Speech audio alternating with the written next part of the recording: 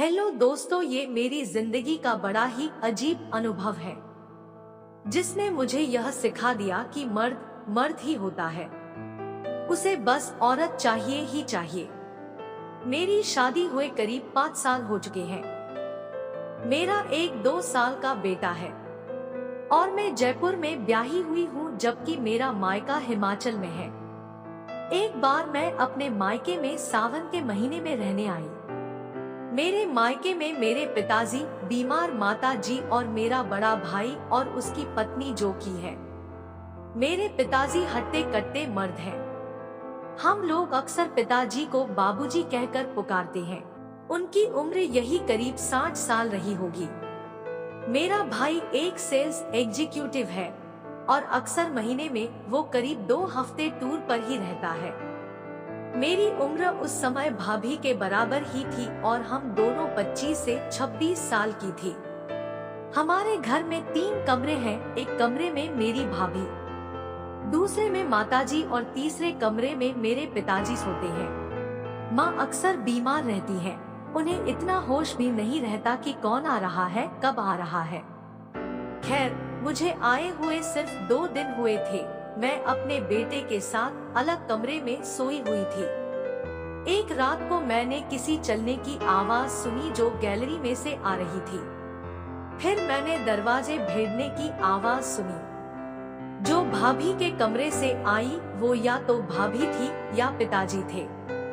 भाभी दरवाजा बंद नहीं करती थी, सिर्फ पर्दा खींच देती थी। रात के करीब 12 बज रहे थे तो मेरे से नहीं रहा गया और मैं चुपचाप उठी। पहले बाथरूम में जाकर देखा तो वहाँ कोई नहीं था। फिर जल्दी से बाबूजी के कमरे की तरफ गई। वहाँ माँ बेसुध पड़ी थी और उनके खर्राटों की आवाज आ रही थी, पर बाबूजी नहीं थे। मेरा दिल किसी अजीब बात को सोचकर धड़कने लगा। मैं बिना वक्त गवाए तुरंत ही भाभी के कमरे के सामने जाकर खड़ी हो गई।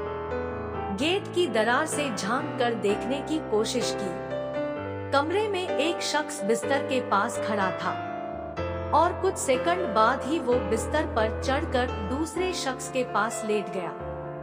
मैंने अंधेरे में देखने की काफी कोशिश की, पर 2 साए दिखाई दिए। बिस्तर पर उनके चेहरे साफ नहीं थे, पर यह पक्का था कि वो बाबूजी और मेरी भाभी ही थे। अंदर बहुत ही कम रोशनी थी जो शायद खिड़की से आ रही थी।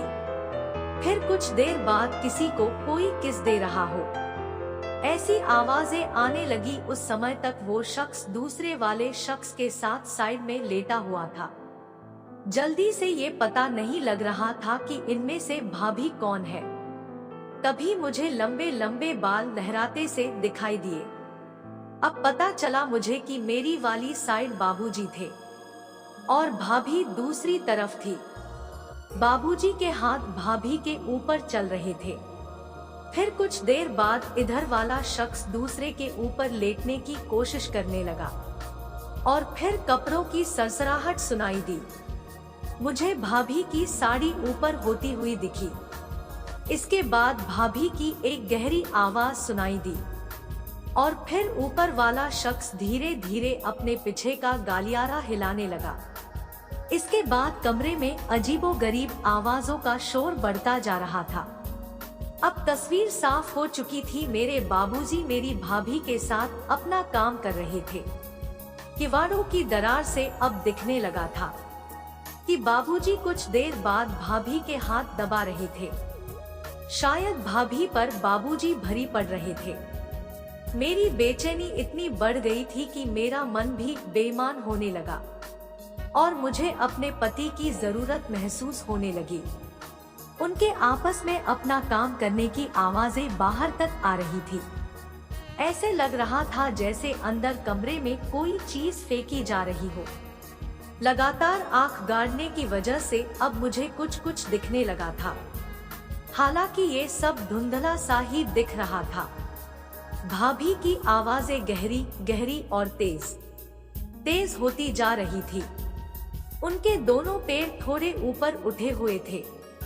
बाबूजी पूरी जी जान से भाभी के साथ में लगे हुए थे। अचानक भाभी की एक गहरी दबी सी आवाज निकली और इधर मेरी नगरी से गंगा जल बह रहा था। बाबूजी ने भाभी के दोनों पैर उनके सिर की तरफ मोड़ रखे थे और जानवर की तरह लगातार किए जा रहे थे। यह देखकर मेरे तन में आग सी जलने लगी। सांसों का तूफान का सैलाब उठने लगा था और फिर कुछ सेकंड के लिए ऐसा लगा कि सब कुछ थम सा गया। फिर भाभी ने अपने आप को सीधे कर लिया और बाबूजी पास में लेट गए। अब दोनों की सांसों की आवाजें धीरे धीरे कम होती जा रही थी। इस सब काम में बाबूजी को लगभग 15 मिनट लगे थे। करीब 2 मिनट बाद बाबूजी बिस्तर से उतर कर जाने लगे। अब मुझे लगा कि बाबूजी सीधे बाहर ही आएंगे। मैंने तुरंत दरवाजे से आंख हटाई और अपने कमरे में बिस्तर पर बैठ गई। बस 1 मिनट बाद ही भाभी के कमरे से दरवाजा खुलने की आवाज आई और मैंने गैलरी में बाबूजी को जल्दी जल्दी माँ के कमरे में जाते देखा। तो मेरा अंदाज सही था कि बाबूजी भाभी का काम करके निकले हैं अभी। मैं बिस्तर पर लेटकर सोचती रही कि बाबूजी तो बहुत तगड़े ठरकी हैं औरत के, और गजब यह कि इस उम्र में भी बाबूजी में करंट है। मैं करीब 15 मिनट तक इंतजार करती रही। फिर मैं टॉर्च लेकर भाभी के कमरे की तरफ गई तो उनका कमरा खुला हुआ था। अंदर से कोई भी आवाज नहीं आ रही थी। मैंने सावधानी से टॉर्च की रोशनी इधर उधर डाली ताकि भाभी जगी हो तो पूछ ले कि अरे उमा, इतनी रात क्या ढूंढ रही हो। फिर मैंने बिस्तर पर नजर डाली। भाभी बेड पर करवट लेकर सोई हुई थी। उनकी नगरी मेरी तरफ थी और उनका दाया पैर आगे मुड़ा हुआ था और बाया पैर सीधा था। भाभी की गलियारी से बारूद गिरकर उनके पैरों पर फैला हुआ था। लग रहा था कि भाभी की अच्छी तरह पिटाई हुई है। कभी थक कर सोई हुई है। उनके बाल बिखरे थे। यह मेरे लिए बहुत ही सोचने का विषय था कि मेरा बाप अपनी ही बहू के साथ ही मजा ले रहे थे और मेरे सिवा किसी को भनक तक नहीं लगी। मेरी नगरी इस कारनामे को देखकर उछल कूद करने लगी थी।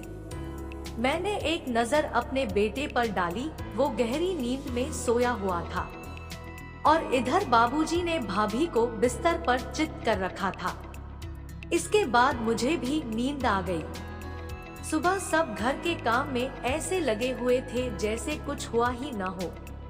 भाभी भी मेरे पिताजी को आवाज दे रही थी, पापा जी चाय पी लो। यह देखकर मेरा सिर चकरा गया कि अरे कैसी बहू है जो रात भर ससुर के नीचे रही और आज इतने प्यार से उन्हें चाय के लिए बोल रही है।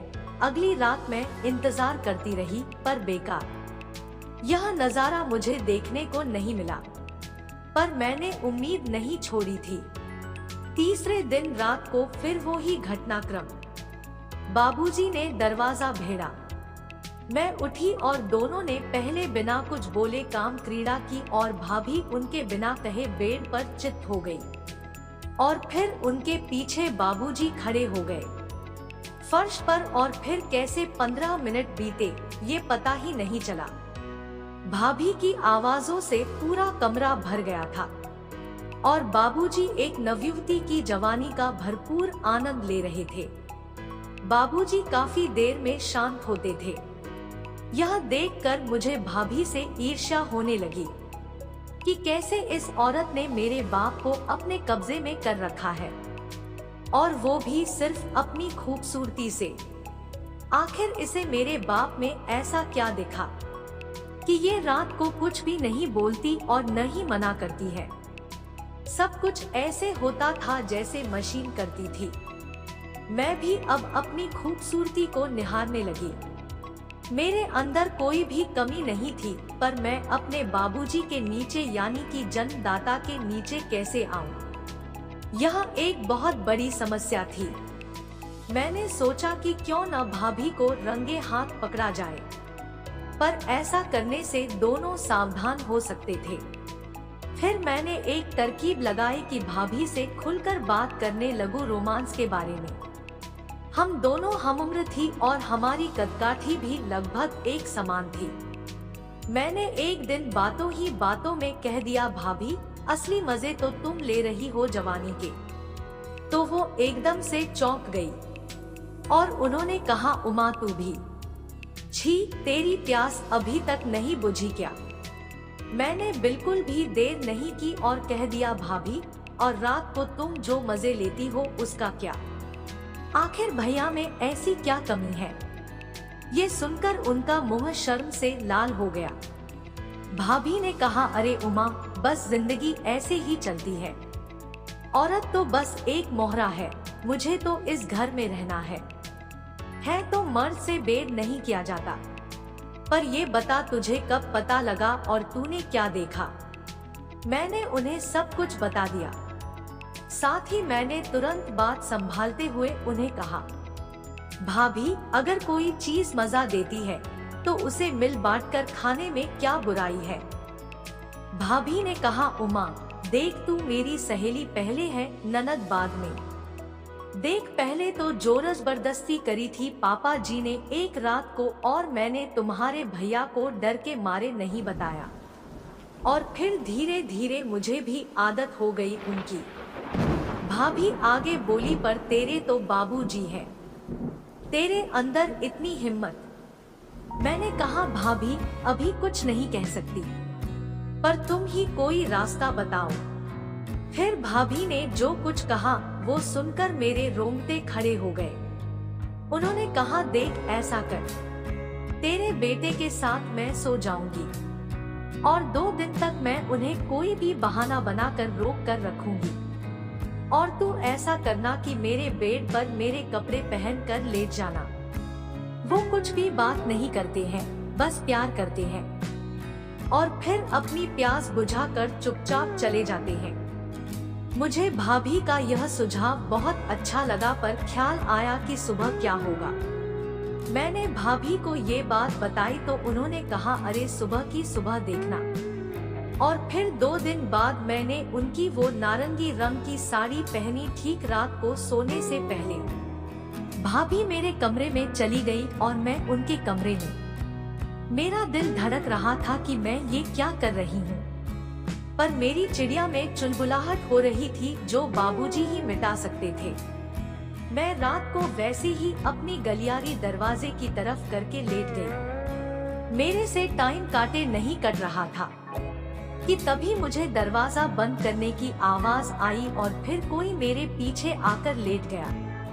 मुझे उसकी सांसों से एक तेज गंध आई जो दारू की गंध थी। बाबूजी ने दारू पी रखी थी। बस फिर बाबूजी मुझे भाभी समझकर धीरे धीरे अपना काम करने लगे। मेरा रोम रोम आनंद के मारे पुलकित हो रहा था। ऐसा तगड़ा पहलवान मैंने पहले कभी नहीं लिया था। अब न बाबूजी को होश था और न मुझे, और आखिरी पलों में तो मैं जैसे किसी स्वर्ग की सैर कर रही थी। बाबूजी पूरी ताकत लगा रहे थे और अब मुझे मुश्किल हो रही थी। मुझे लग रहा था कि बाबूजी का पहलवान कोई साधारण पहलवान नहीं है, क्योंकि आज तक मुझे पहले कभी भी इतना आनंद नहीं आया था। उसके बाद बाबूजी अपना काम करके उठे और अपने कमरे में चले गए और मैं अपने कमरे में चली गई। दोस्तों ये कहानी आपको कैसी लगी कमेंट में बताएं। धन्यवाद।